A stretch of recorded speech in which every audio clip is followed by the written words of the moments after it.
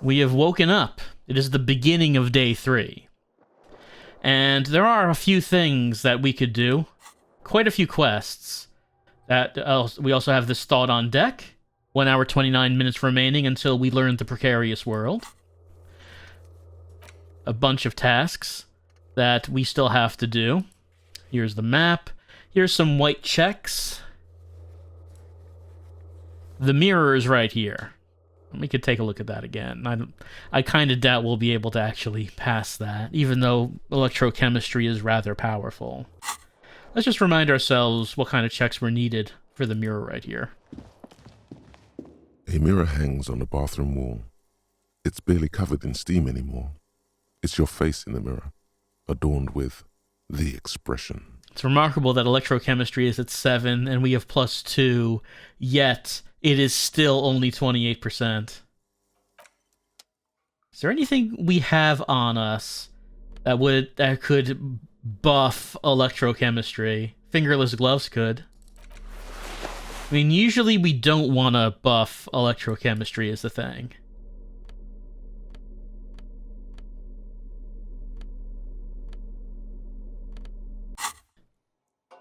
A mirror hangs on the bathroom wall. It's barely covered in steam anymore. It's your face in the mirror, adorned with the expression. It's 42%. Well,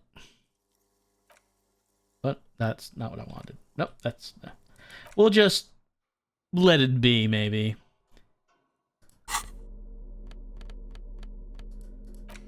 It's the beginning of the day. Let's try not to take morale damage quite yet. I'm sure there'll be plenty of it to take. I am sure. You don't have to take it immediately, though.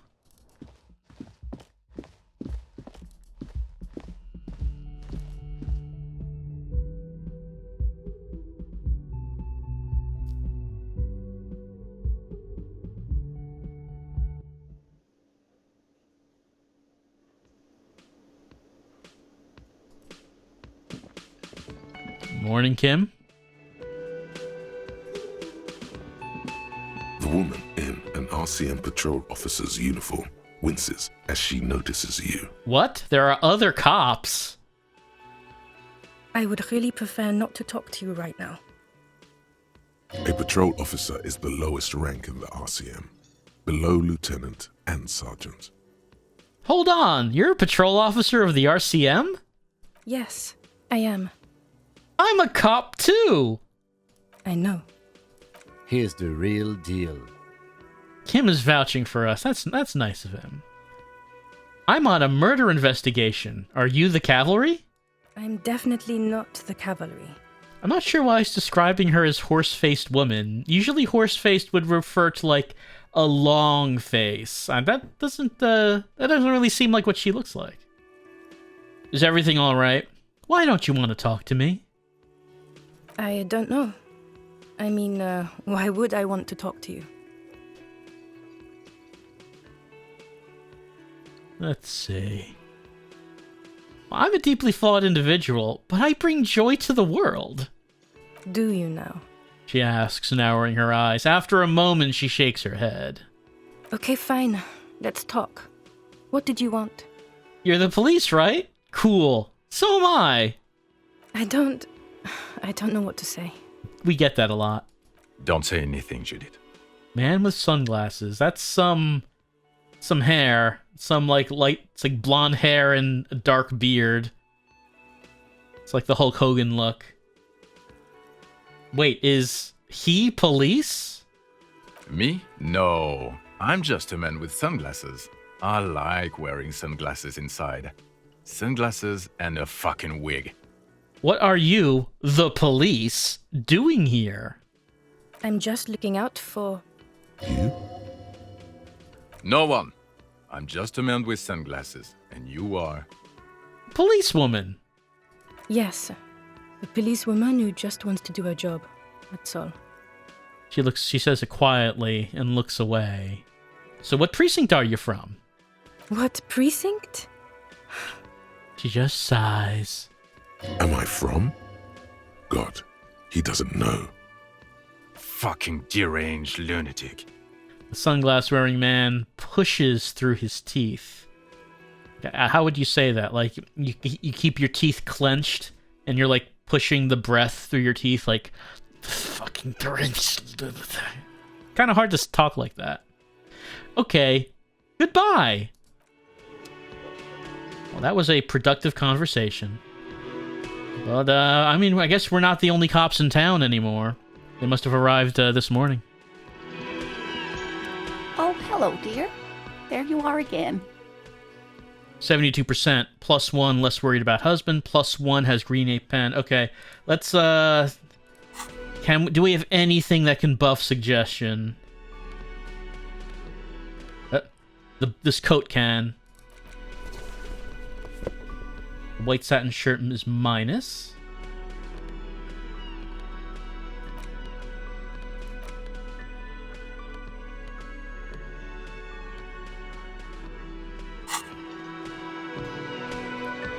Oh, hello, dear. There you are. There's really no point in manipulating anyone. She'd be only too pleased to tell you about her work. Go on and ask. Well, she's only pleased because we're wearing this blue coat now. Hey, Lena, I'd like to hear some of the cryptids you studied. Could you tell me about just a couple of them? Oh, I'd be delighted. Truth be told, I could really use the company too. One cryptid, not a couple. One. This won't turn into some kind of cryptid extravaganza. Cryptid extravaganza? I like the sound of that. And I don't. Just one. Or he'll be disappointed in you.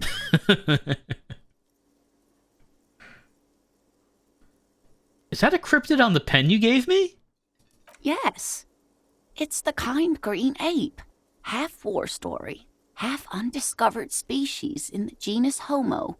War story? Yes, it was reported by soldiers in South Safra during the war. The kind green ape would visit bunkers during the night, healing wounded soldiers with its saliva. Wow, with its saliva? Yes, it has amazing healing qualities.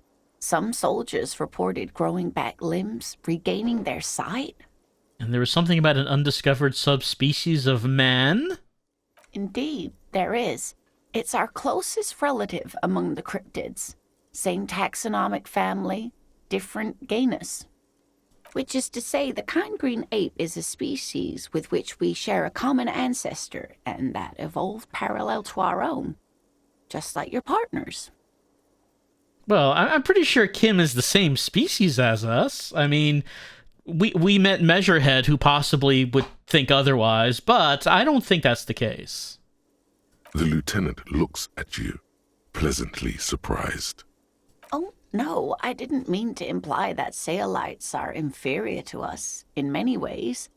You are superior. For example, your earwax doesn't have a foul odor like ours does. Is that true? I think Kim and I need to compare earwax immediately. A tremendous evolutionary advantage, I'm sure. But perhaps we've had enough speculative biology for today. I feel like we need to go back upstairs to the bathroom and conduct an experiment concerning our separate earwaxes. It's for science, Kim. It's for science. Well, they said Kim would be disappointed if we talked about more than one, so I guess we need to conclude. Of course, dear. That's all for now. But later... Alright. Can I help you? About my bill for tonight. Got the 20 real? No. Then why are you wasting my time and yours? Well, I thought maybe I just didn't have to pay you anymore, but I see I do. Goodbye. Anything new to talk about with the man who we can't actually communicate in the kitchen? The man ponders his cooking utensils. Apparently not. Gives you a little nod, acknowledging your presence. Stay masculine. You see a heavy steel door with a prominent dimple lock. It's painted blue. Yeah, I don't think there's anything new here. Does not challenge. The steel doesn't even tremble. Now you're hanging from... Okay, it was a challenge, and you failed. What now, loser? Well, we lost a morale point. The first of many, I am sure.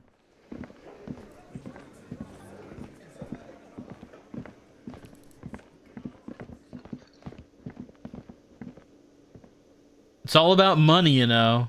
I've heard. I have heard that. Well, here are the Hardies, and we have things that we need to talk about, but maybe not until this one thought is completed, so we don't automatically fail red checks.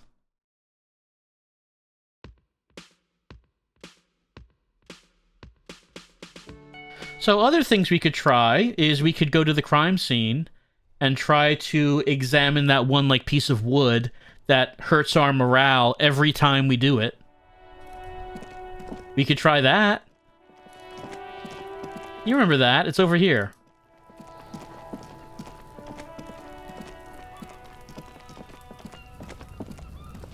An inconspicuous... Oh, this is still locked. roofing material. We cannot do that again. Not yet, anyway. And does Kuno have anything new for us? Have you come to make your offering to Kuno? Well, I can't give him the drugs, and I can't offer the smoke with him. So, nothing yet for the Kuno.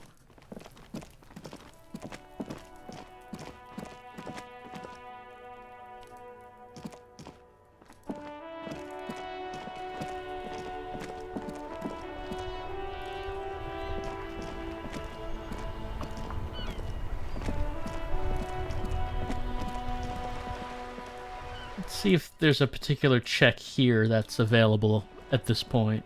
It is such a pleasure to see you again. Yeah, that's 3%. How may I head the sit? I don't think we have anything that's going to help with that.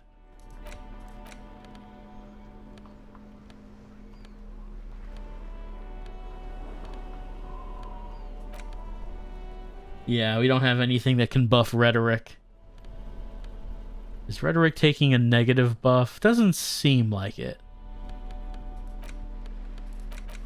It doesn't seem like we do have anything that can help with this yet. So, yeah, we won't try.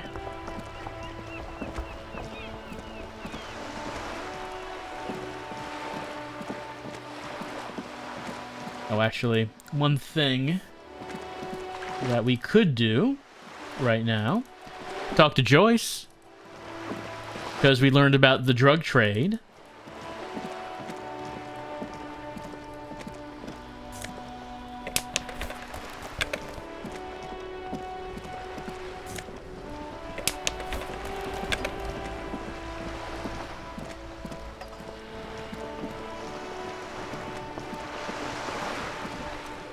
You're back.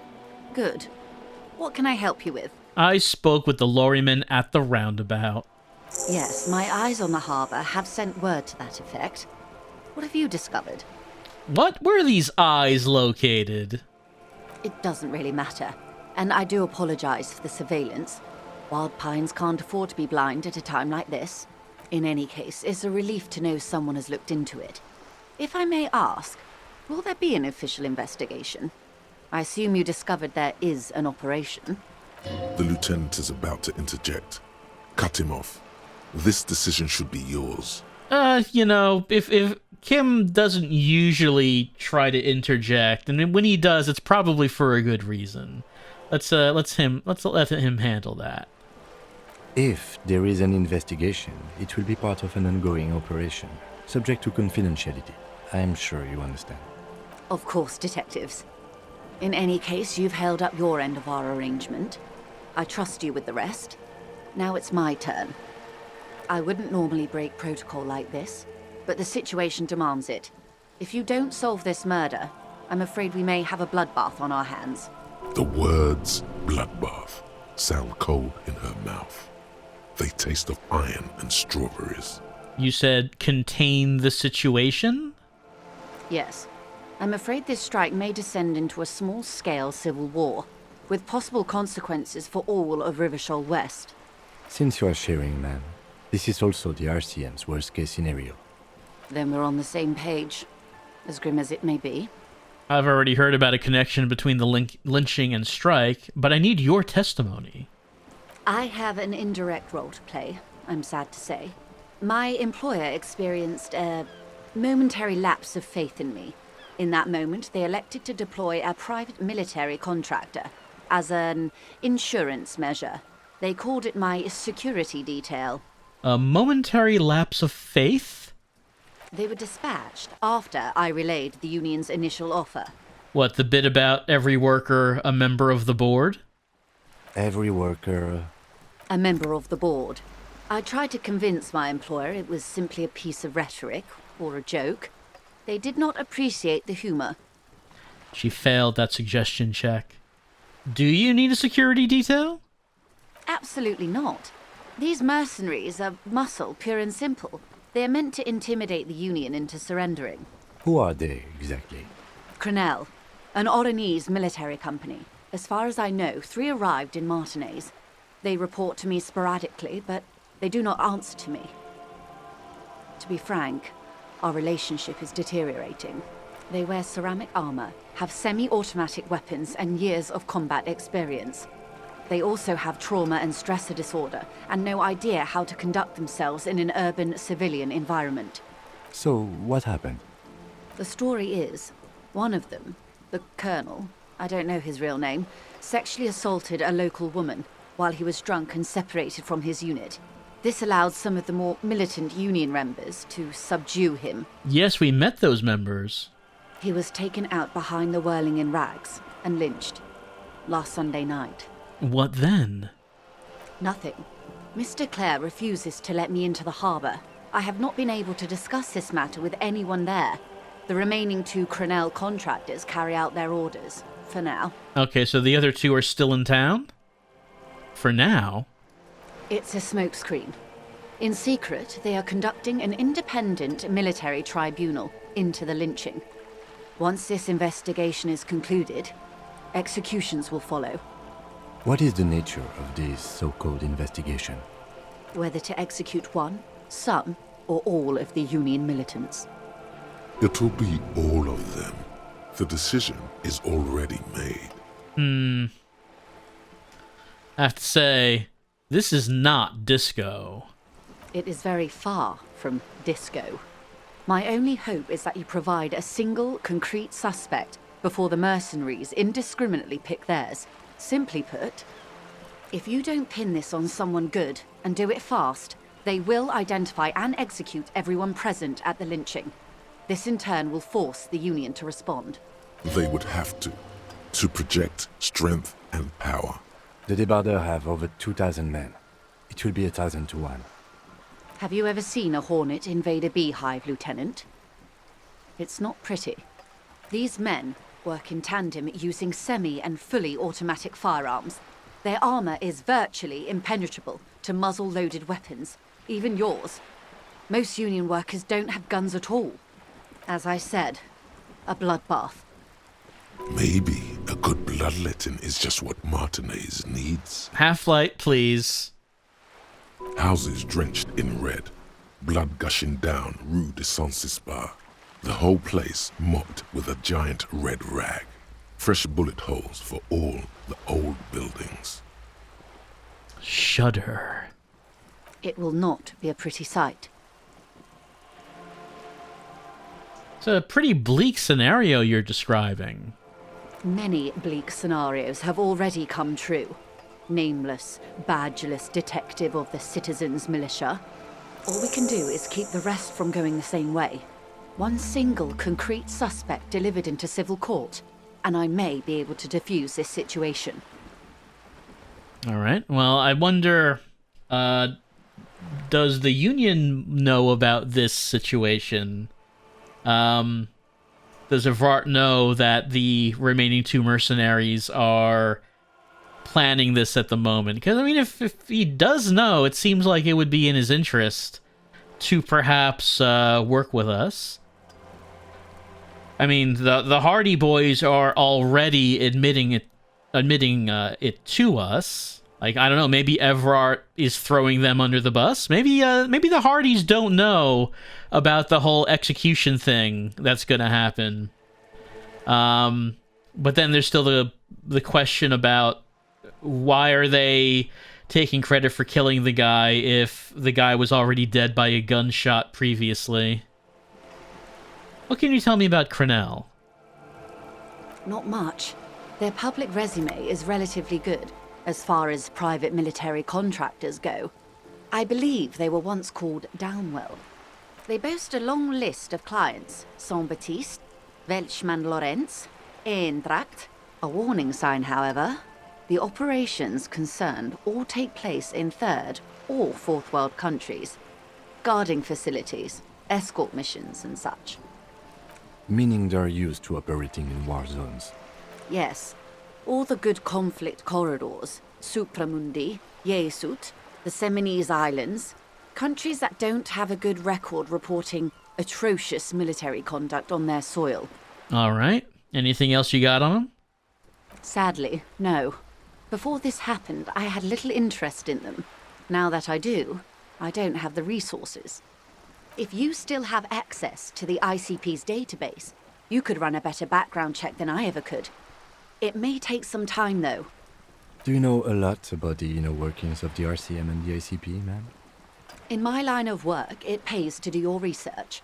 I was prepared to deal with the RCM. I did not think I'd be dealing with a group like Crenell. Could you contact the company? Tell them to call them off? I have.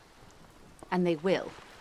However, these orders take time to reach what is basically a rogue unit out in the field here. Until they do, it's all on us. You said the deceased assaulted a woman? Or he didn't.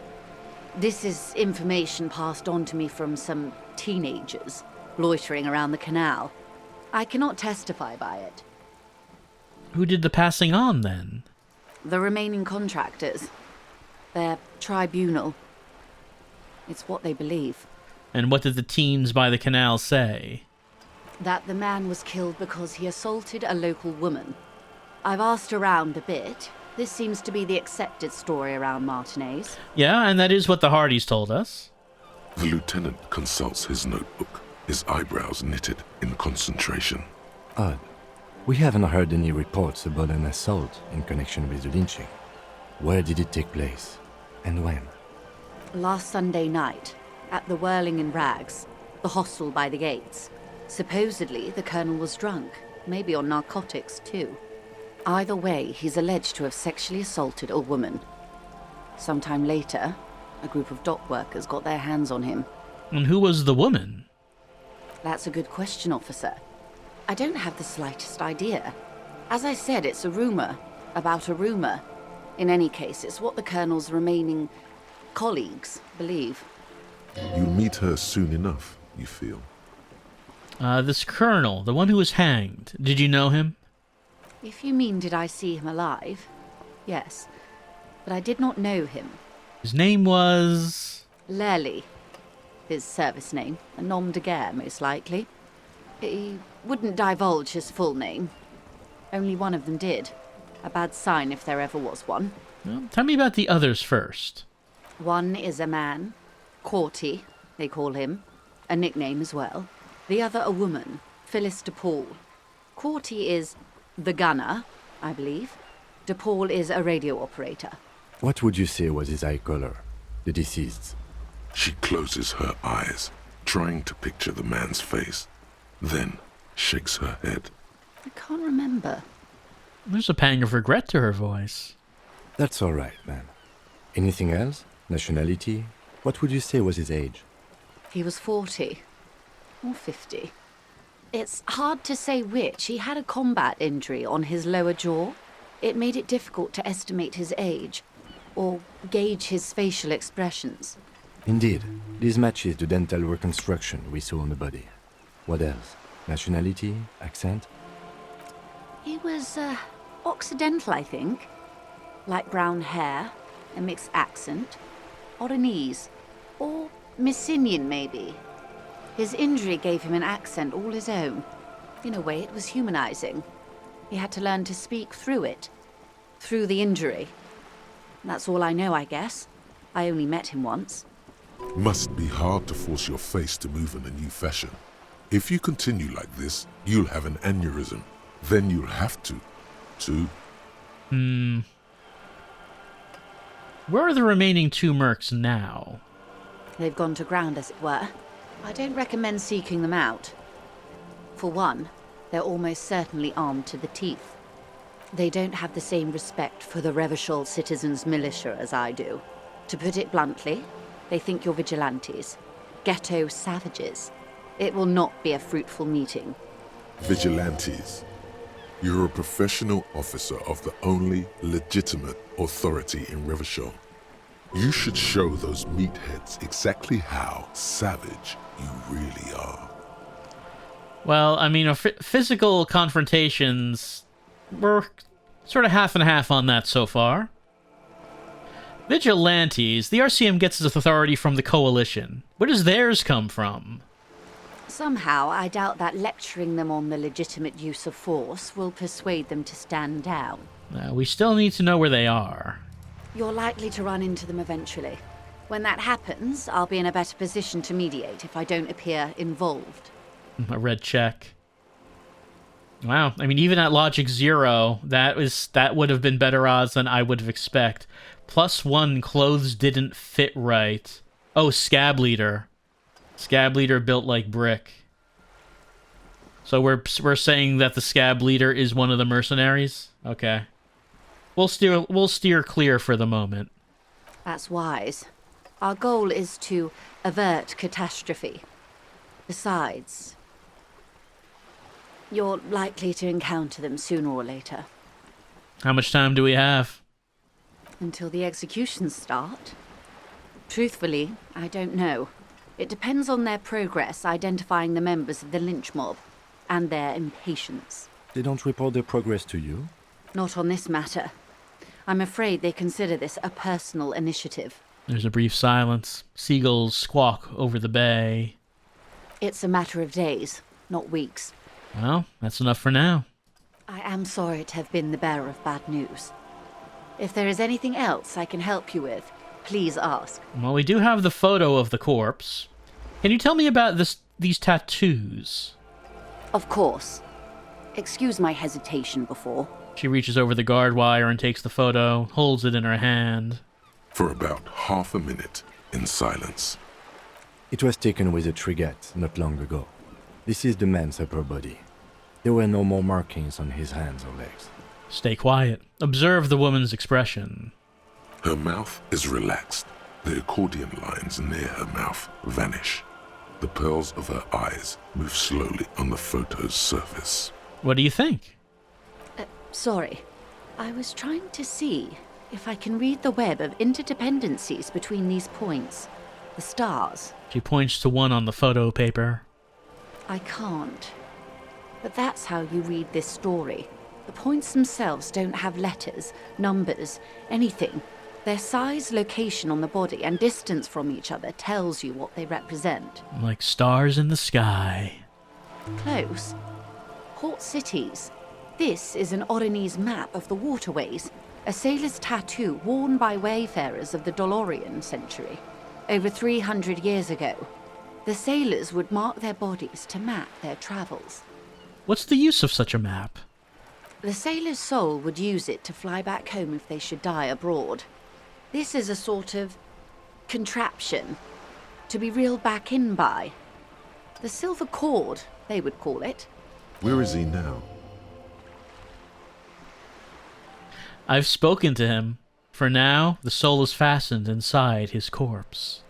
That is precisely what the sailors feared when they drew these maps. A fear of drowning within one's own corpse. Well, we know about that, but we have been able to surface so far. What travels did the dead man make?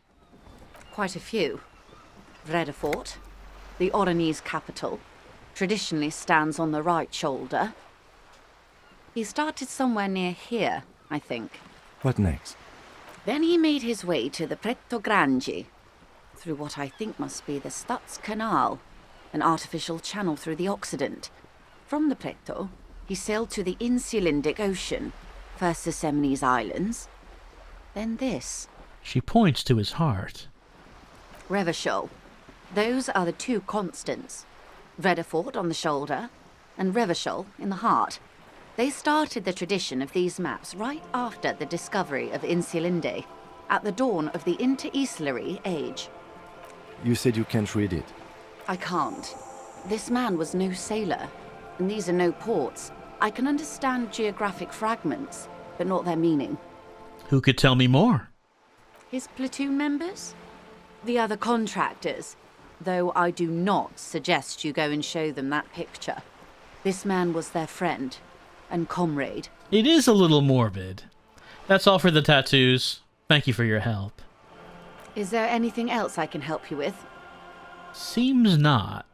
Thanks, that's all for now. Alright.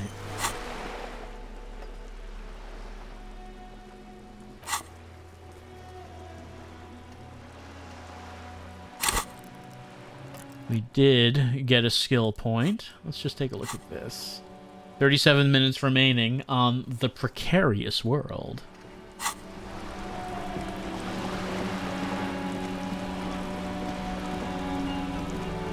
don't think we tried to go into this door, did we? A sturdy metal door guards the southwest entrance to the apartment building. It's locked. Let's knock on the door. The door rattles against your knuckles, but there's no response. Knock again. The door rattles again, but this time you hear an elderly woman's voice calling out from inside. Stop banging on the door! I'm not letting any more strangers inside. Hold on, who am I speaking to? Doesn't matter who I am. Now go on, get out of here. This is the police. Open the door. Ha!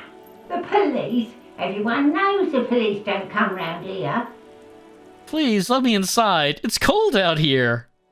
No, I already told you. I won't be responsible for any more strangers getting into the building. Go check the backyard door. Maybe someone there will. She trails off, leaving the sentence unfinished.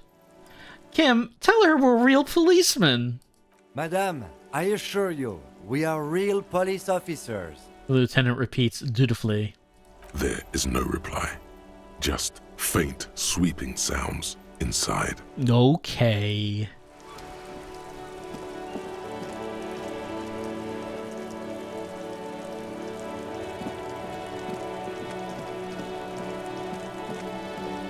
This is a wall on the side of an apartment building.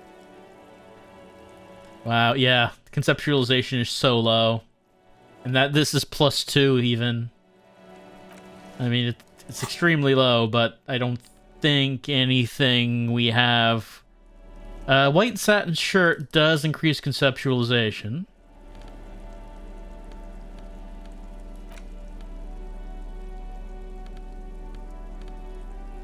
Whoops, not that. But I mean, that's... Just an ordinary wall. Nothing to... You have no clue. It's just a wall. Yeah, that was... We needed a lot more than that. So many walls all over Martinez. Weather-worn, cracked, their paint peeling. Maybe some other time we will know while we're looking at that wall, but it is not right now. Oh. Magnesium is very appreciated. We need so much of it.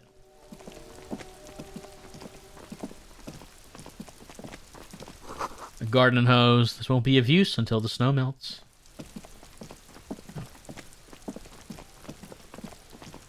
Are you trying to sneak up on me? Come to slit my throat in my sleep? Pig's come to take me out. Trying to snuff me out. If anything, you're afraid she'll take you out one day. No. Why would you say that? Then why are you sneaking up on me like that? It's not a good idea to scare me, pig. Not a good idea at all. Trying to sneak up... I guess that's it. Kuno S does not want to have conversations with us like Kuno does. Chairs and tables eaten by rain and rot. Another splattering of bullet holes on this wall. What we got? Orange bum hat that increases our reaction speed, but -1 to rhetoric. And a Nosafed.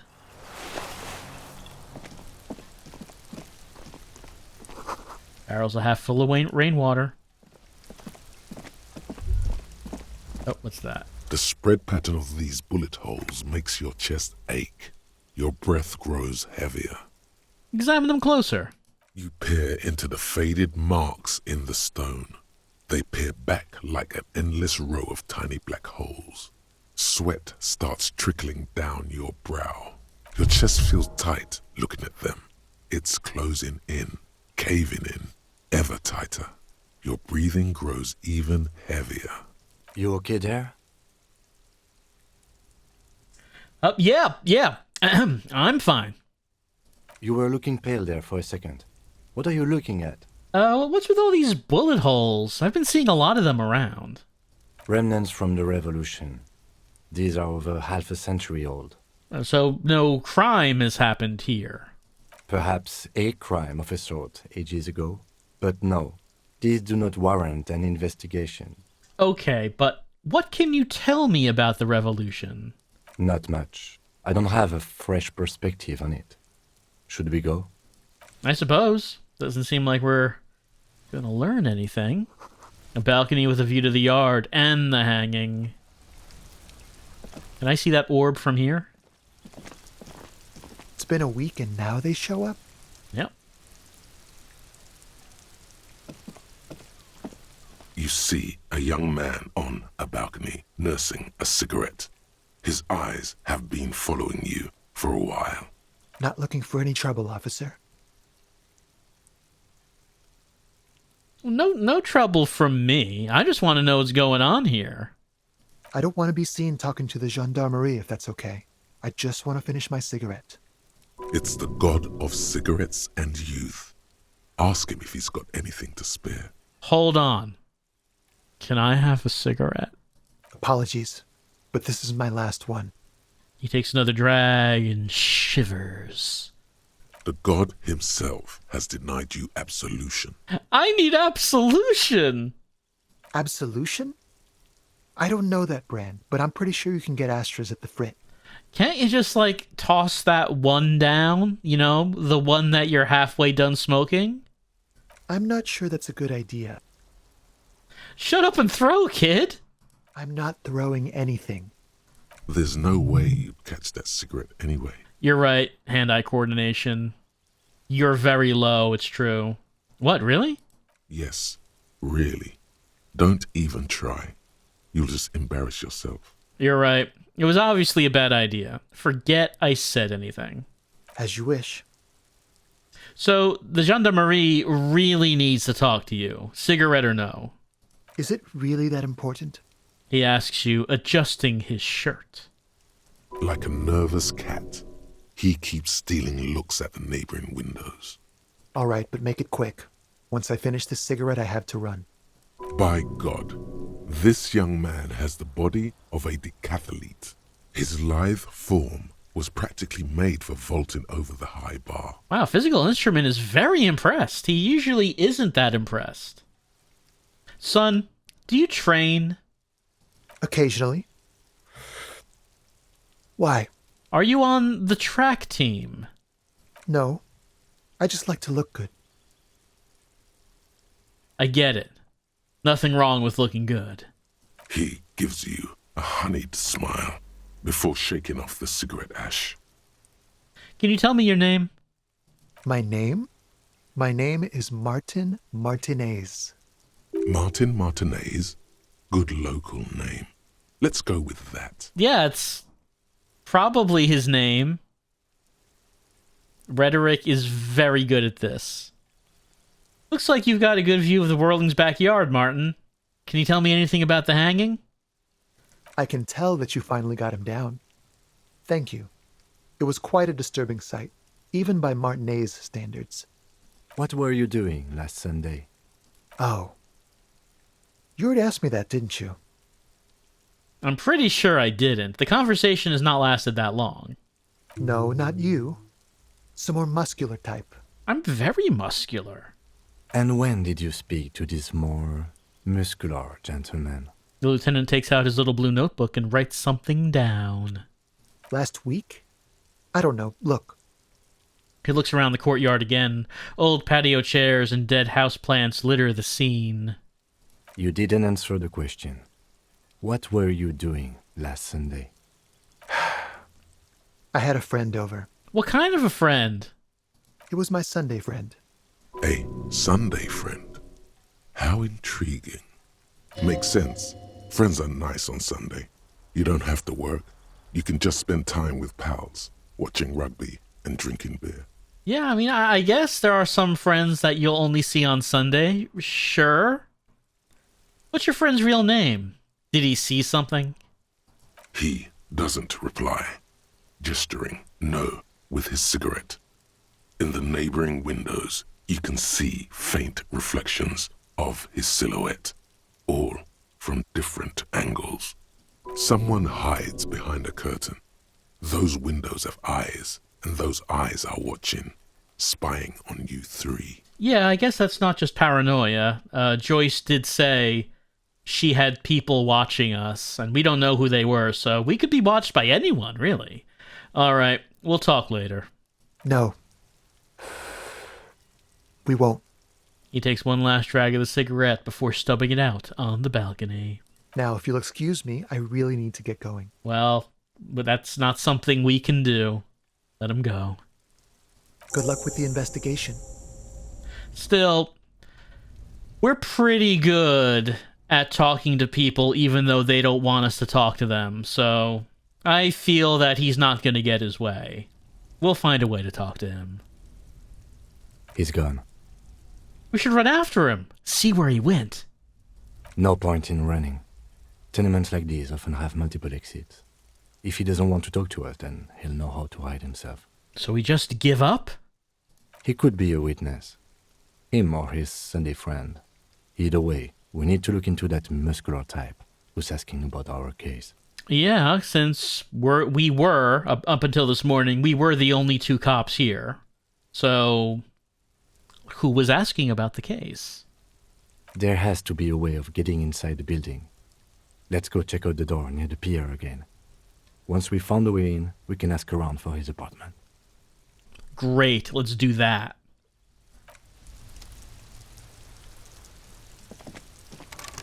Alright, and that's locked. Something over here. This must be it. The basement door is weather-worn. The copper nails holding the upholstery in place have turned green from sea air, and there's a knocker shaped like a lion's head. The royal lion, Guillaume's kitten. This knocker will last a lifetime and then some. Manana's key. This is, the door we're supposed to open. Nothing else.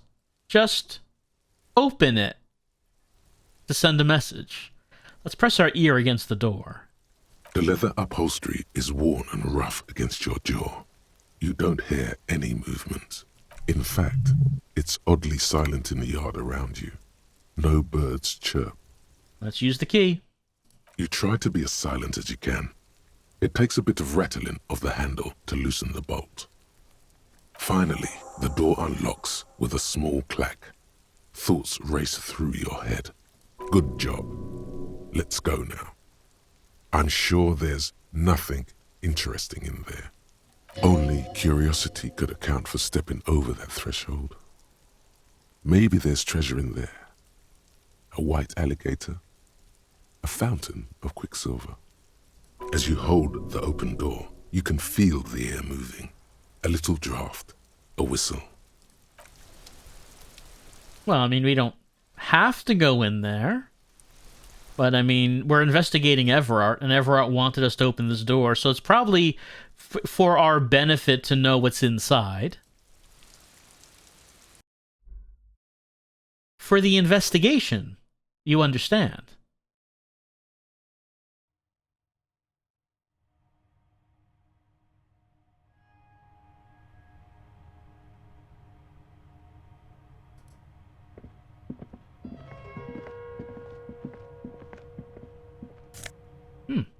For the investigation, you understand. Suitcase full of clothes. Are guests staying over? The hidden world of walking sticks. Is it really that hidden? You can almost feel the warmth of the red sun on the flag. Whoever lives here admires fair-haired fantasy heroes with big muscles, possibly fighting giant snakes? We'll just leave it to the imagination. Interstellary dress shirt, +1 logic. I mean, it's just one shirt out of an entire world of clothes. Like, no one would notice if we took it. And of course, Lord knows, logic really needs all the help it can get. This one's +1 conceptualization, -1 suggestion. If we remove it, then we have +2 physical instrument. But if we wanted to get +1 to logic, which currently logic is 0, big fat 0, we could wear this. Pressed and spotless gleaming white shirt, the kind that serious men wear at serious interstellary offices. Not yet piss-soaked or cum-stained. Yet. By the way, how much time do we have on this? 8 minutes until we learn about the precarious world. A row of mugs sits on the shelf. Each one depicts a human figure. A dark-skinned woman grinning amidst mysterious symbols.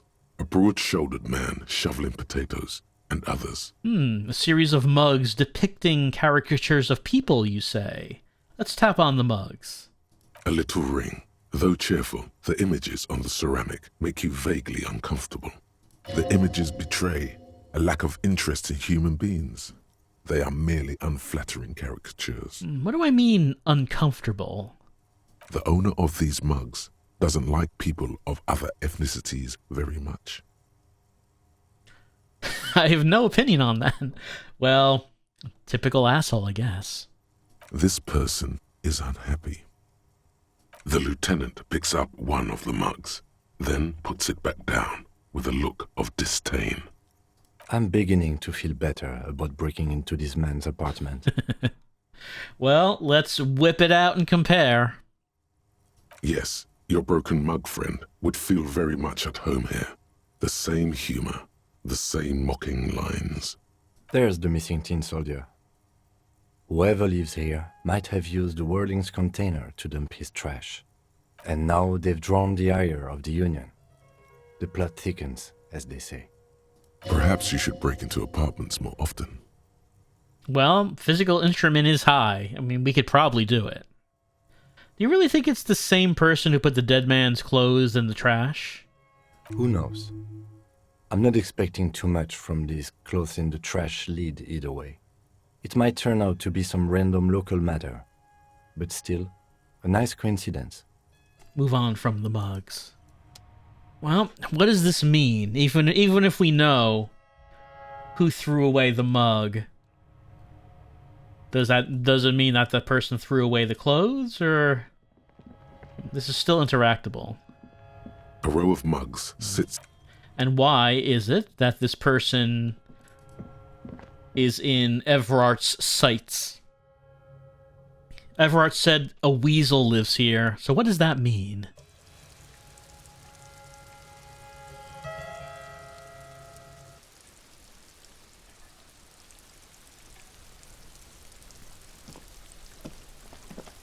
Well, it seems like this might be a dead end.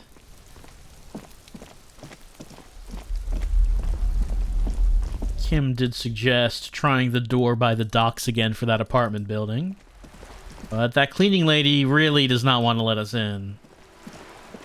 A sturdy metal door guards the south. This could be a way into the apartment building the smoking man vanished into.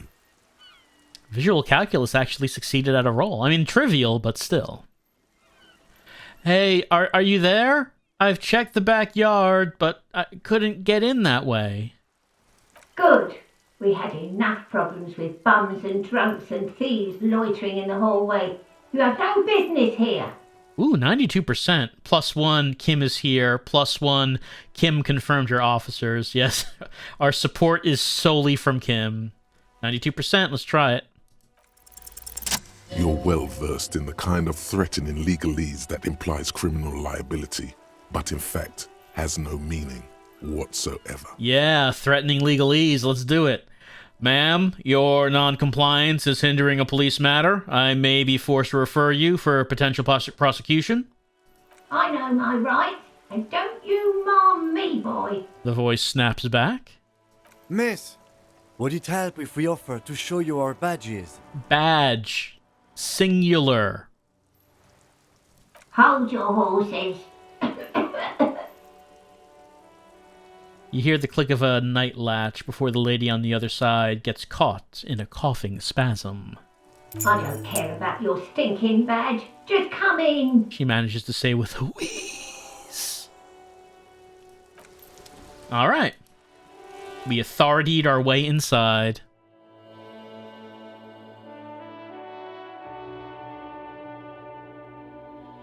And there's still a bunch of places on this part of the map we haven't tried. Like, we could go to that water lock, but, like, this is all still new stuff. Give me a moment. Breakthrough imminent. An elderly woman is leaning on her broom, her knuckles white as bone. She seems to be having difficulty breathing. The cold never does any good for my bronchitis. She sneezes into a dirty handkerchief. This woman's health is failing her. There's not much to do. Not in this damp. Are you all right? Should I call a doctor? Is there a doctor in this town? I'm fine. Fine. Don't you worry about me. She starts coughing, red spots appearing on her cheeks. You're still worried. It's very worrying. Now, what do you want from me, policeman? Who are you? I'm no one. Just an old woman who cleans these hallways. Do you live here? If you can call it living. I have a little room upstairs right next to the coal room. It's barely bigger than a closet. But I don't complain, no. I have my bed and my aching bones to keep me company. And that's all I need from this world. And all she gets, too. The coastal wind beats down hard on the coal room door outside. Splashes of waves make the balcony slippery. I'm looking for Martinez. Oh, you'll find plenty of Martins here. Don't you worry. She smiles a gap-toothed smile when she hears you mention the name. No, you don't understand. I'm looking for a real person named Martin Martinez. He told me he's Martin Martinez. Pea-brain. Someone played a trick on you. Martin Martinez is a name for anyone who comes from Martinez, like Jim Jamrock or Raoul Ravachol. Oops. You really didn't get the joke there. I mean, that's really your fault rhetoric. I thought it was obvious. Anyway, officer, we don't have the witness's name. How about a young male in his mid-20s, dark hair, skinny build, the body of some sort of lithe track god, a smoker on the balcony. Know where he lives? Yes. I know who you mean. The scrawny boy who's always smoking like the devil, right? She looks at the other end of the hallway. Somewhere in the building, a child starts crying. You hear a radio tuned to a talk show and someone taking a shower. What's he in trouble for? He's in no trouble. I just want to talk to him. Do you know where he lives? Talk? The cleaning lady starts laughing, but it turns into a violent coughing spasm. She squeezes her broom, trying to catch her breath. He lives upstairs in room 28. Go to the balcony. It's one of those doors there. He's usually home in the evening. Thank you. We should go check out his apartment on the balcony. See if he's home. All right, but it's not the evening, so Maybe he's not there right now, but we'll remember. I have a few questions about these apartments. Ask away, policeman. What can you tell? Oh, yeah, Cindy the Skull. She was talking to us earlier. What can you tell me about Cindy? The artiste? Nothing I can do about her, I'm afraid. She ruins the walls faster than I can clean them. Still... She leans on her broom. She leaves an old lady to her business. More than I can say for others. Well, that's all. Thanks. She mumbles some kind of response, then hacks something into her handkerchief. Well, thanks. I'm off. Oh, here we go. The precarious world. How not to lose. It is impossible not to. The world is balanced on the edge of a knife. It's a game of frayed nerves. You're pushed on by numbers and punitive measures, pain, rejection, and unpaid bills. You can either play, or you can crawl under a boat and waste away, turn into salt, or a flock of seagulls. Your enemies would love that. Or you can fight. The only way to load the dice is to keep on fighting. Critical success and failure thresholds lowered by 1. Interesting. Well, it's something that affects all dice rolls, so as long as we have this thought equipped, it's going to be pretty significant, it sounds like.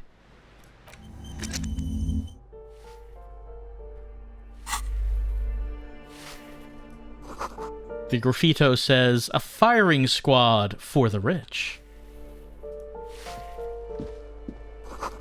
Apartment number 8, their mailbox is overflowing. Take some real. We have more than 1 real at this point. Great. It's only 9 a.m. Door number 9 is locked. Take postcard. We could sell it. So, 6.21 real. That's a fortune. Someone's just leaving out.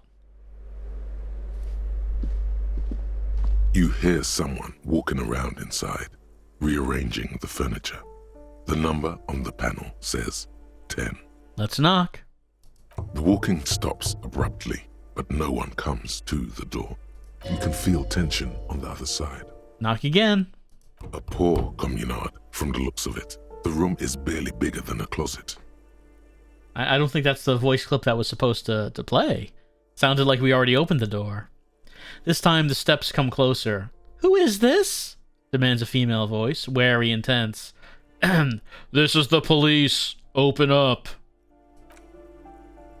Do I have to open the door? You hear the clacking of heels again as the other side walks right up to the door. Her tone is now getting a defensive edge. Do you have a warrant? I'm not obligated to open the door if you don't have a warrant. Let's go. We don't have a reason to get inside that apartment. Later then. Entering this door seems a physical challenge. And Physical Instrument loves challenges. Maybe we'll just try to knock the door down at some point.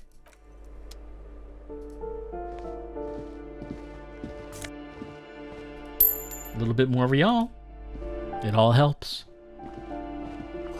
Someone has drawn a 5-pointed star on the wall.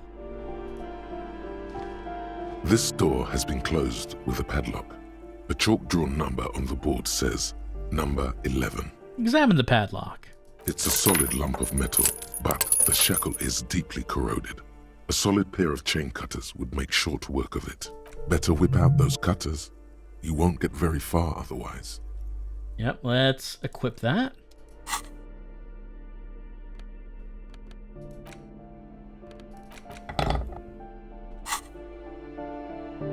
This door has been closed with a padlock. A chalk-drawn number on the board says number 11. 42%. That's still not the highest. What if we knocked? No reply. Well, if we fail, we can retry at some point. You never know if you're going to lose a morale point. if you lose these. Let's see, interfacing. Did we have anything that might assist with interfacing? The gardening gloves do help with interfacing.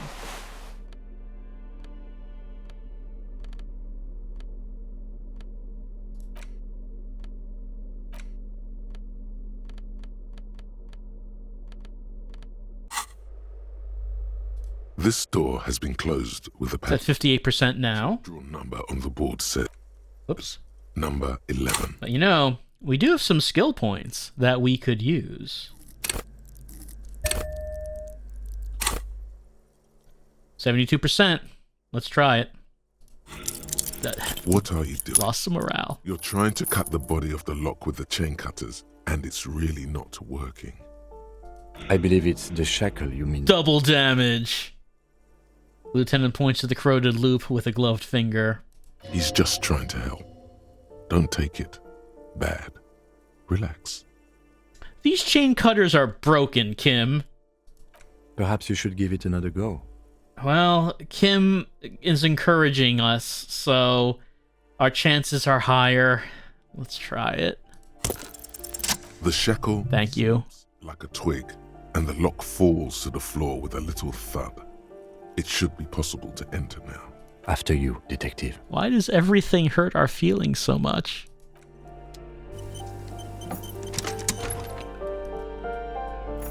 Nope, not. Open that. Books of critical theory on the monstrosities of capital and such. Photos of revolutionaries posing with guns. A flamboyant poster of a white star. Real lithography. A plaster cast bust depicts a middle-aged man with impressive sideburns. The name on the plinth reads Kraz Mazov. Father Mazov, the hero of the working class, as we salute it. Whoever lives here definitely shares your enthusiasm. He leans closer to inspect the photos of revolutionaries on the wall. There aren't many communists around, not after the revolution. Some youth still keep the ideology going, it seems. But why does this tenant have a bust of Krasmazov in their bedroom? The white star, the photos on the wall. I think we have broken into the apartment of a young communard. How fitting. Wow, I didn't think there were any communards left. At least that's what the implication was. And let's steal from the communard. He has a bullet. And a nice jacket. Why does he have a bullet? Like, not a gun, he has a single bullet. Okay, so this, let's see. A classic white summer jacket, loved by both the Samarizian Communist Party and the accompanying subtropical drug traffickers. It fits you well, regardless of your political ambitions. Okay, +1 conceptualization, should we need it. And, where's that bullet we just picked up?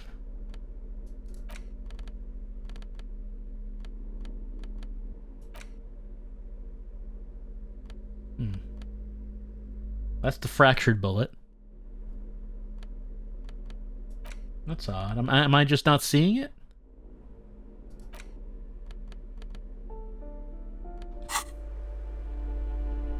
No. I said take all. So I guess we took it.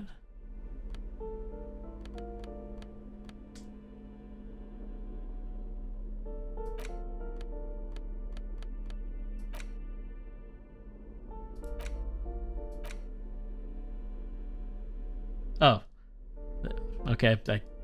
We have one bullet. Okay, so it's not an item. It's like there's a specific ammo counter right here. Not relevant to us now because we don't have a gun. But the fact that it does count our ammo is an interesting idea because that does imply that we're going to have to shoot some fools at some point. Otherwise, why keep track of how many bullets we have?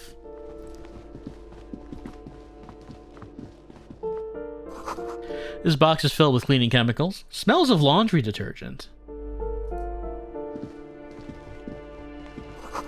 Eviction notices and missing pets are plastered on top of each other.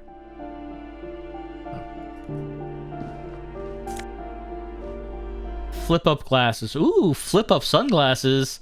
+1 logic. Why would this be -1 authority? That doesn't make sense to me. Clearly, these glasses give a very powerful sense of authority. These flip-up sunglasses were fashionable in the old, but have since lost their popularity. Their thin gold alloy wire frames are a reminder of drug-addled bohemian artists. These days, the glasses are only favored by organized crime accountants who desire to look cool. Alright, let's remember, if we need any logic, we got some there. An old shoe rack, boots, sneakers, old slippers. Apartment 12. A loud rumbling snore comes from within. The snoring is scary somehow. You should leave. Is that Half-Light talking? I guess so. Half-Light probably fears the snoring for some reason.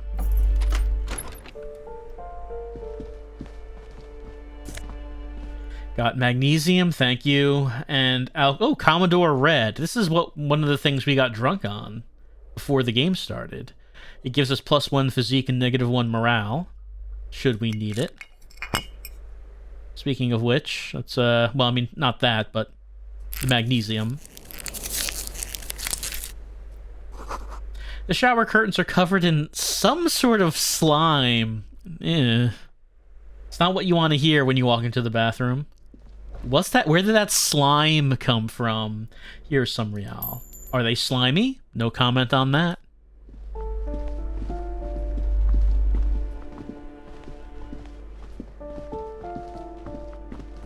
Let's go out to the balcony.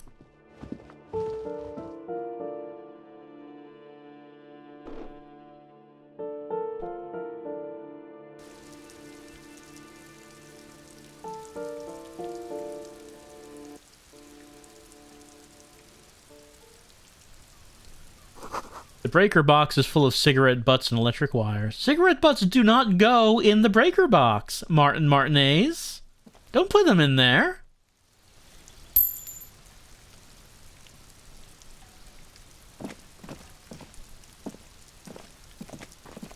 It's all of our responsibility to keep Revachol clean. Just a door. Nothing for us right now.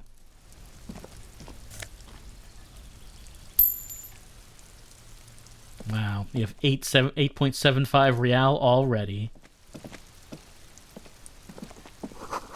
Someone's growing rosemary, thyme, and a cactus. This is a door to apartment number 29. Complete silence. Whoever lives here isn't at home.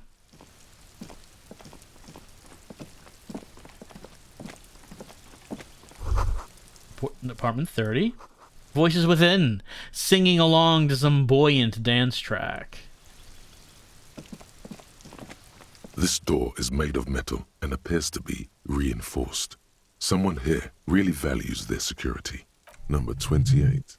This is where the cleaning lady said the smoker on the balcony lives. Let's see if anyone's home.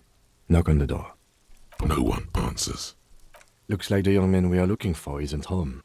I think our best chance to catch him is in the evening. He looks around, taking in the cold spring air. We should return tomorrow after we have finished with our day's work. How about 9 p.m.? Sound good? What do you mean? The smoker on the balcony. This is why we are here, right? He might know something about the murder. So tomorrow 9 p.m.? Well, I mean, that would be... We could do it today, 9 p.m. We haven't gotten to 9 p.m. yet. Suddenly, he's a little worried about your memory. No, that's fine. Tomorrow 9 p.m. Tomorrow, 9 p.m., right here. Apartment number 28. Good, let's go. Damn. Turns out it's quite tricky finding someone in a big apartment building. Don't worry. You'll get him. I'm sure we will.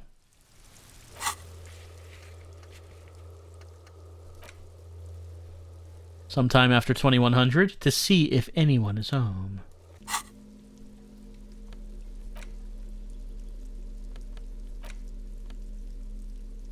A large crimson bottle of cheap sugary wine made of poverty, sugar, artificial taste enhancers, and a vague memory of grapes, guaranteed to color your lips. I like the description of a vague memory of grapes.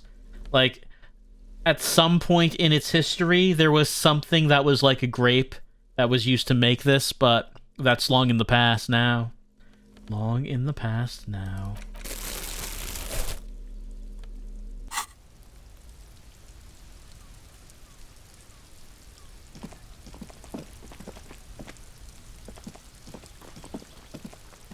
Oh, there's our party bottles up there.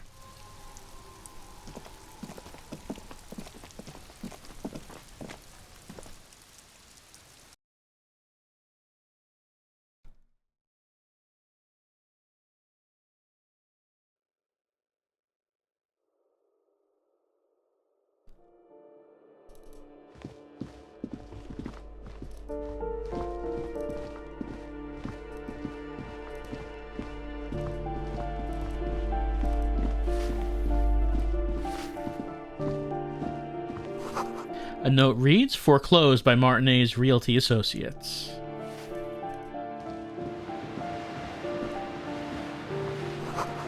Someone has torn down the wall. The sea below looks cold and winter gray. A shift in temperature. The air chills around you. Dust settles on the stony floor. We rub our sides for warmth. A former architect stands before a slice of window, a room plan in her hand. A cold wave has made the air in the building stand still and frozen, with temperatures falling down to minus 20 degrees Celsius. Her face is red from the cold. She's breathing on her fingers, clasping the plan. Traces of sadness are visible in her expression. The plan? Faint pencil lines on paper depict the same place, but a missing eastern wall connects the room with the neighboring apartment. Ideas for arranging the furniture have been jotted down. Look around ourselves.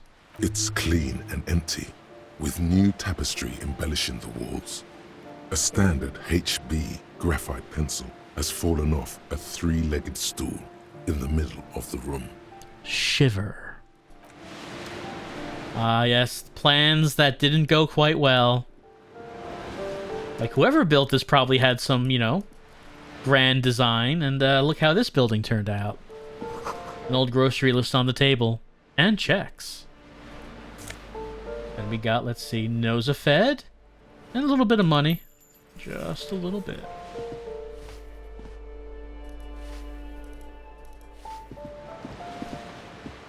Another balcony right here.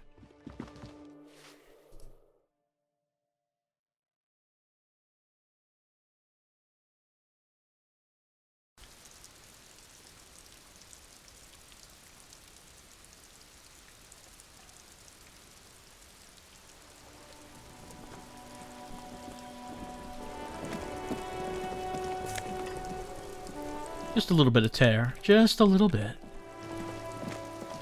Oh, here is Cindy. We spoke with her from the ground before, but now she's up here. We're up here. Face to face. Ooh, the piggies have learned how to saunter up staircases. I didn't think you could do that with hooves. But here you are. That's right. We've evolved. Yeah, I can see that. Cool mutations. She crosses her arms. That smell coming from her paint bucket. It's not paint. It's heavy fuel oil. Is that heavy fuel oil? My nose is telling me it is. Red-dyed heavy fuel oil, intended for exclusive use in government vehicles, to be precise. He says, studying the contents of Cindy's bucket. What did you think I was using? Aquarels? Sucked it out of a cop's fuel tank myself. Back in Jamrock. She really did it. She's proud of it too. Wow, just no tools, just a hose in your own mouth? That's quite impressive, yes. That's some clever cultural commentary. Look at me, I'm being sophisticated.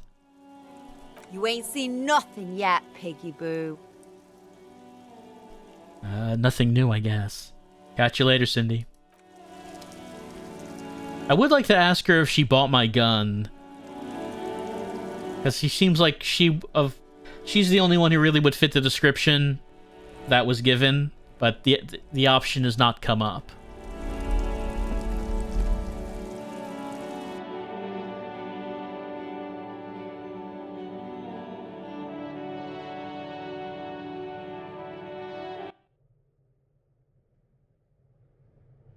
Well, this room... Oh, this is a boiler room. Someone's been sleeping here recently. Enough coal to last for several winters. Smells of chemicals.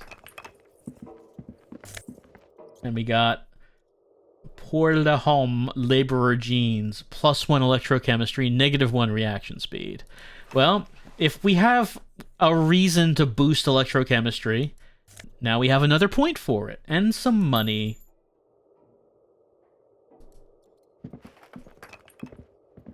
Oh, we probably should read the description of these wonderful jeans. Although these jeans look worn, the wearer must have had an ass given to them by the mighty Lord himself. That beautiful, peach-shaped man-ass has imprinted itself so deep in the fabric, you can't but wonder if wearing them would start molding your own vague rear side into a more shapely form as well. I like how it's just a normal pair of jeans, but they couldn't write that it's a normal pair of jeans. So the description is just about, damn that ass.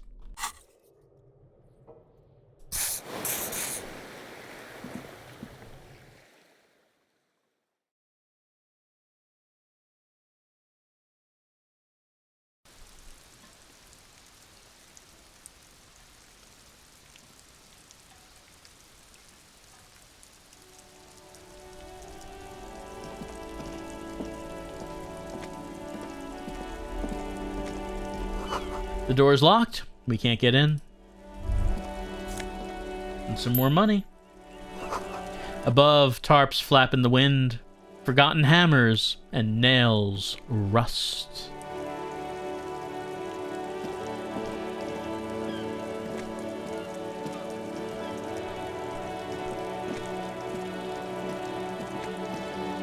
I guess we're going back inside.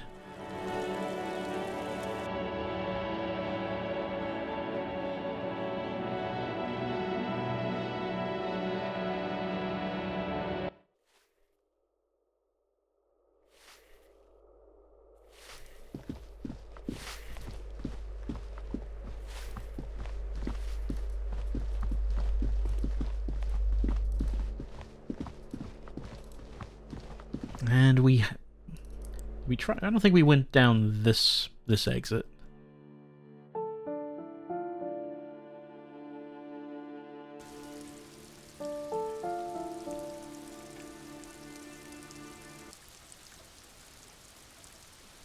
All right, that just leaves us back out here. Is this door open now? Yeah, it is. This door is now unlocked. No doors will be locked. To the police. We can open any door. As long as someone lets us in. Then we can open any door.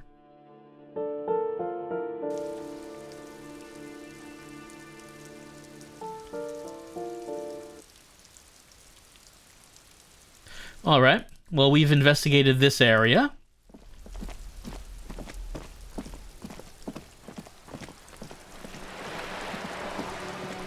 The thing that I would want to do is I would want to go over that water lock to see what is on the other side. But before we do that, there is one thing we probably should do that I was putting off because we were learning that one particular thought that was making us fail red checks.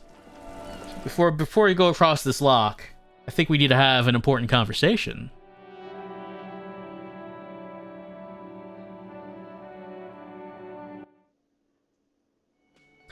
Maybe we should save the game before we have an important conversation.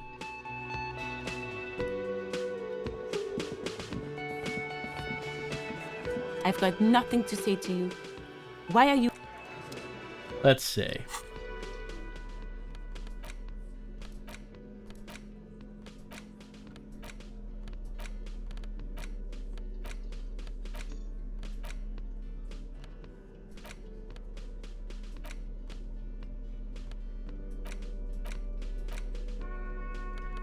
right now...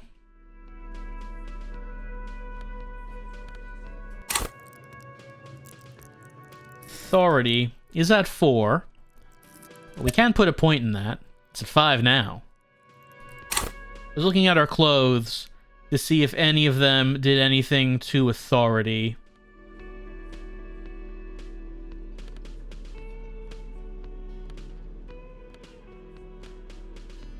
Doesn't seem like it. And the clothes we're not wearing, doesn't seem like there are any authority buffs here either. Like the glasses would have a -1. The ledger is -2 to authority. It's curious why that would be -2.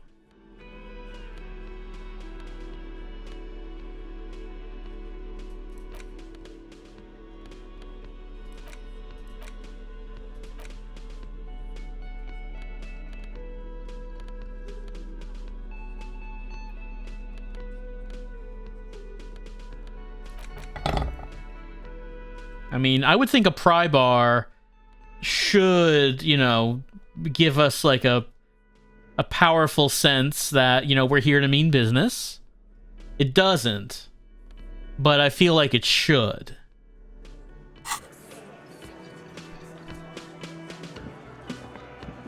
Looks like the circus left town, but the clowns are still here. Titus, it's 9:30 in the morning and you're drunk, aren't you? 8%. Week when we first met. Physical standoff winner. Still very low. But we have a lot else to talk about before trying that. I want to talk about the hanging again. Again. Just get the dead guy's autograph, since you're his biggest fan. Good one, Titus. Nothing new for there. About fucking time. You still haven't explained the bullet I found in the hanged man's head. You still on about that bullet? A bullet in a hanged man's head. You're right, culprit. That is mighty curious. Indeed, mighty. How did it get there? The lieutenant is fixed on Titus. Well, there are so many bullets in the world, and so many heads. I guess it's only logical. At some point, one of them bullets had to end up in one of them heads. It's bound to happen again, you know? Just statistically speaking, of course. I'm gonna ask you again, why was this in the victim's head? Wow! He's got it in a real evidence bag and all! Why don't you go home and log it into evidence? These men have told you what happened. I think the hanging was a cover-up for the shooting. You know what I think? I think he was shot in the head as a kid, and his brain grew around the bullet. Around the bullet, man. That's a good one. They're only pretending to enjoy this. Beneath the act, they don't like you knowing this. Well, thank you for letting me know, Empathy. That is a good thing to know. That's useful. Did you guys shoot him? Shit! I probably did shoot him. I was drunk last night. You guys know me when I'm drunk. Yeah, Glenn likes to shoot his guns when he's drunk. Better hope he stays sober. No, he meant before he was hanged. Did you shoot him before you hanged him? Before? After? During? This is getting ridiculous. They told you what happened. Stop wasting your time. Don't worry. We'll figure this out sooner or later. Never been worried in my life, lawman. I found 8 set of footprints, but there's only 7 of you. Where's the 8th Hardy boy? What are you talking about, madman? There's no 8th Hardy boy. There's 7 of us, and we're all here. He sizes you up. Or what? You want to be the 8th Hardy boy? We ain't hiring. He shakes his head. Actually, boss, we've been talking, and we think she could maybe... Shut the fuck up, Glenn! I do the talking here. Now what the fuck do you want? But boss, we've been saying that we want to engage in some expansion of the organization, and for a while now it's only been the 7 Hardy boys, and we're saying what kind of future is that when we're only these 7 and it doesn't seem like there's any growth potential in this business, boss. So let me get this straight. There is an 8th Hardy boy. It's a she, and you don't like us talking about her? That's right. We're not talking about this. This is a private Hardy Boys matter. Nothing to do with your shit. End. He points at the lieutenant. You're not cops here. Don't go digging around if you don't want a bullet in the back of your head. I'm watching you. Good. We are all watching each other. Officer, your question. There's no point in pushing it further, he thinks. This is already a victory. We'll learn more about this 8th Hardy sooner or later. Well, I guess that's true. I mean, we already have learned. We did, when we were investigating the drug trade, we did have a reason to think that we had found the 8th person who was at the crime scene. But we don't know why that person would have been there. Guess what? I've connected you to the local drug trade. Like hell you have. There is no local drug trade. This place is as clean as a rifle. Go back to Jamrock and ask the local junkies how clean your streets are in Precinct 41 Kilos. I mean, like, we could go in the backyard and I could show you a kid who is off his tits, and you're telling me there's no drug trade here? We'll do that. In the meantime, did you know that there's an abandoned lorry at the intersection that was used to move raw ingredients for drugs from Terminal B to Jamrock? The person driving it was present at the hanging. It was one of you. We've connected the footprints. Detective, do you want to deliver the coup de grâce? No, you can do it. Thank you. You're right, Titus. There is no local drug trade because it's all controlled by you. You're the drug trade. That's a mighty interesting theory. I guess that's what you would need to do, theoretically. A big, strong, state-run monopoly would outcompete the runts on the street. Yeah, man. Theoretically, that's what you would do. To get rid of the gangs, the dealers, even some of the junkies. Yeah, get them all off the streets, and then you run the whole thing. But, you know, respectably. You would need good, trustworthy people to take their place, of course. Hardy men to run such a monopoly. For the good of the community, of course. This is disgusting. You're admitting to profiting off poisoning your own people. Boo fucking who. People will always be taking drugs. Might as well do it clean and organized. Yeah, that's what the labor movement is all about. Clean and organized. And the Hardy boys are running it. Theoretically, of course. We're just talking politics here. My answer to your drug accusation is, how dare you? Go fuck yourself. So is that your official statement, sir? Not quite yet, Mr. Hardy. There were 8 sets of prints on the crime scene. There are only 7 Hardy boys here. The 8th Hardy, the one who's missing, she runs the thing, right? My answer is, fuck off. Mind your own business. There is no 8th Hardy. I run this goddamn scene. Your anger at the suggestion of an 8th Hardy just increases my belief that there's an 8th Hardy. And here we go. Back to the usual. The woman sighs. I know. Fatty walked on all 4s. He's so fucking fat, he left 2 sets of footprints. Go fuck your mom, Dennis. Hey, we're familiar with that insult. We did that before. That's more like it, boys. You heard him. It was Angus on all 4s.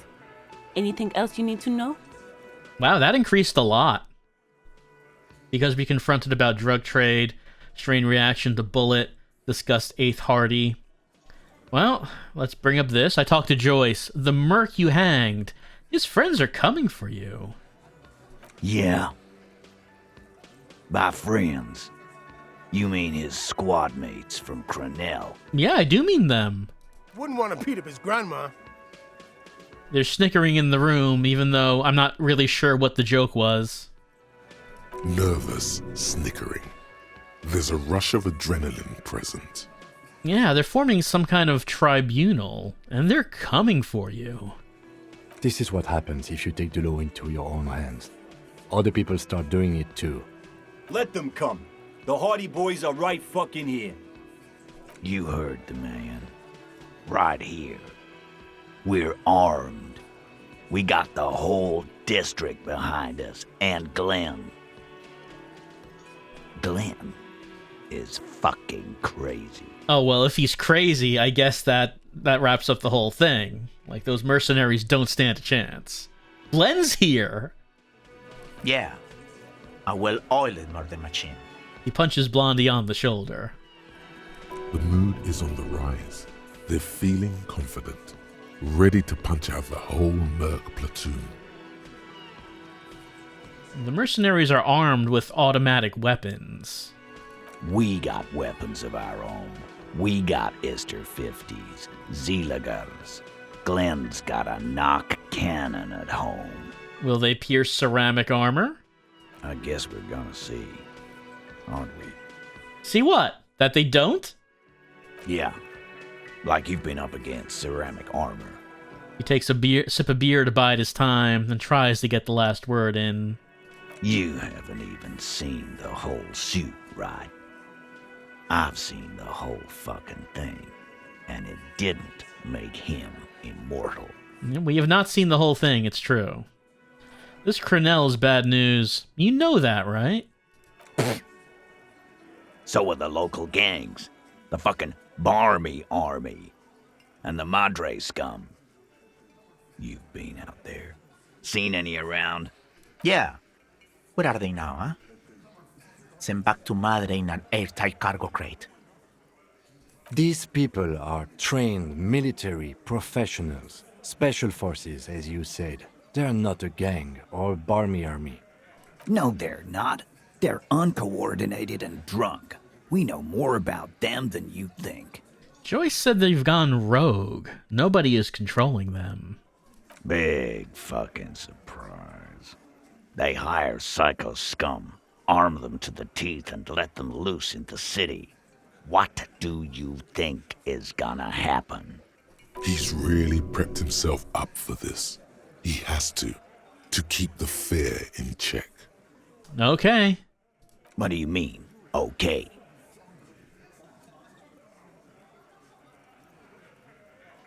Well, let's see. We can say that they're going to wipe out the Hardy Boys. We can say, I guess you've got the numbers. We can say that we'll be on their side when the time comes. And we can say, we'll be on their side when the time comes. However, we lost our gun, so I'll have to find it. Or we can say that we're going to take the side of the mercenaries and gun down the Hardies. What does the chat think about this option? I don't know if this would have any consequences, but let's see what the chat would have to say. Which side do they want to take? I mean, I guess you don't have to take any sides, but they do give you the option to do so. It does look like the chat is saying that we should go with option number 1, to just not take a side, but just tell them they're probably gonna wipe you out, Titus. No, they won't. Get out of here with your negative energy. I'm sorry about my negative energy. He really doesn't like you ruffling their feathers like that, on what might be the eve of battle. All he means is that the situation is serious. No wonder you cops get shot to shit every day. Can't go to war with an attitude like that. We're at 72%. Well, it's quite high. But maybe we could give it a little bit of a boost. Authority is a psyche stat. So maybe the chat could combine their powers for our detective to give Titus Hardy an authority spirit bomb and see if we can actually do it. We're now at 83%. That's as best as it's gonna get. As you look around this room full of sweaty men, swearing, drinking, spitting out tobacco, does this look familiar? Where have I seen this before? You believe the place was called Precinct 41. It was also filled with, almost exclusively, men, sitting on desks, talking shit and wasting time. I get it, Titus. You guys really are the authority around here. Huh? You must be. You're just like real cops, drinking beer and sitting around with your dicks in your hand. You got a problem with beer now? Not quite there yet. Push on.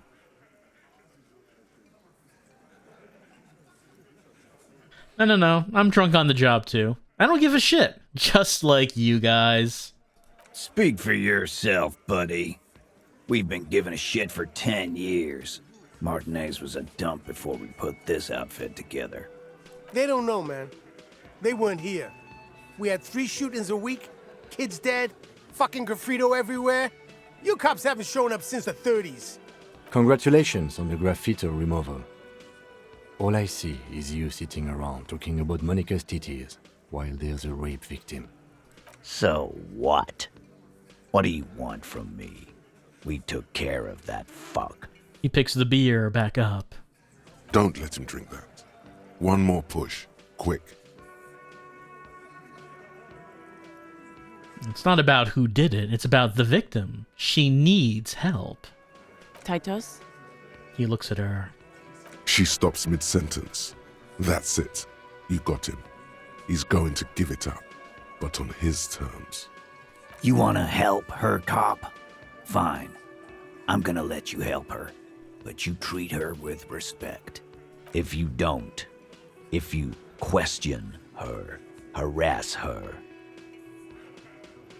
a freight train of pain, buddy. What is her name? Glacia, I'm on due. She's staying here at the Whirling in Rags, a real pretty one. Silvery jumpsuit, blonde. That's Amonju with an O-U. Shit. The girl. The girl upstairs? That can't be her. Remember what you said to her? You told her you want to have. Ugh. Very low. Let's see. Said we didn't remember being a cop. Said we didn't remember reality. Said, I want to have fuck with you. Said, why is a superstar cop a -1? Classic. Yeah. Blonde. Tall. 2 rooms over from yours. He nods upstairs. Miss Oranhe Disco Dancer? Sure. Why not? You've probably seen her around.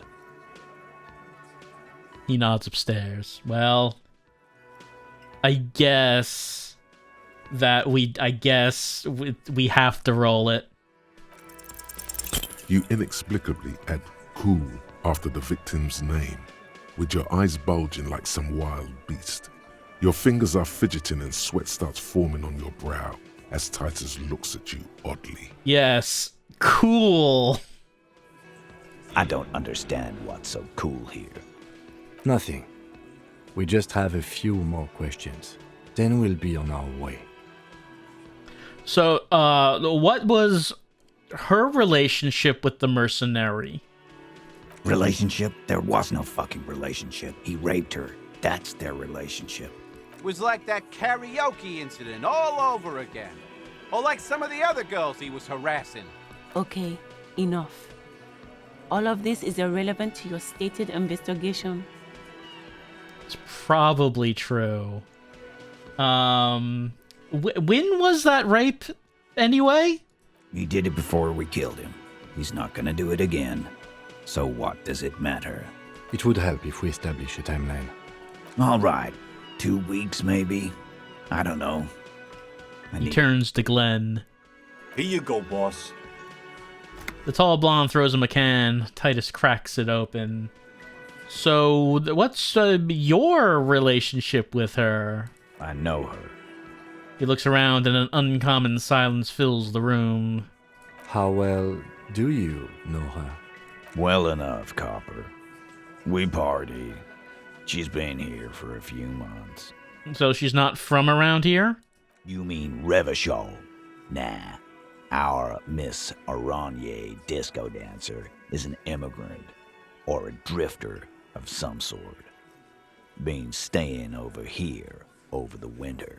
Don't you give her any more trouble. She's just had some bad luck, that's all. Shut up, Angie. She doesn't need your help. Titus gives them both a look. They fall silent. What's with all the silences? It's like these guys don't know how to feel about this. You should keep picking at it. And what was up with the partying she and Titus did? It sounded fun. You said you partied. Cool, that's cool. But what did you mean? What do you think I meant? Karaoke, right? Yeah, tons of it. All the songs. So you're saying the two of you were close? No, we just fucked. That's all. I'm not gonna give you any details if that's what you're after. So put your dick away. He really went out of his way to seem comfortable with this topic. That's all you're gonna get for now. I think I might know her. You don't know her. I don't. Good boy. Thank you. We'll talk to her. Remember what I said. Freight train of pain. He points his beer can at us. I'm going to leave now.